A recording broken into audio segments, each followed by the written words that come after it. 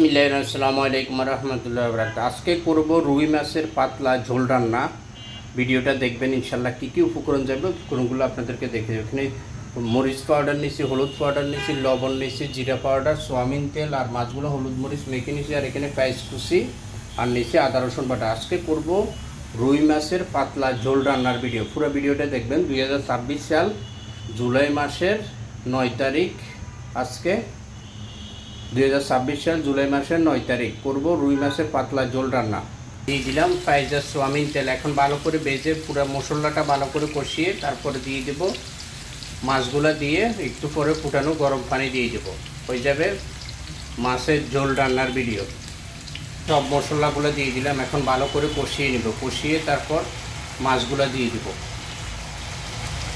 মশলাটা কষানো হয়ে গেছে, এখন মাছগুলো দিয়ে দিলাম। এখন লাড়িয়ে দিয়ে ভালো করে একটু কষিয়ে তারপরে ফুটানো গরম পানি দিয়ে দিব। এরপরে কাঁচামরিচ দিয়ে একটু পরে নামিয়ে ফেলবো। হয়ে যাবে মাছের পাতলা ঝোল রান্নার ভিডিও।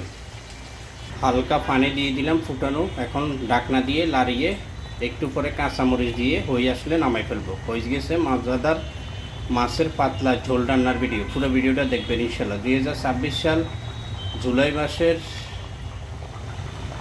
8 তারিখ, না 9 তারিখ, জুলাই মাসের 9 তারিখ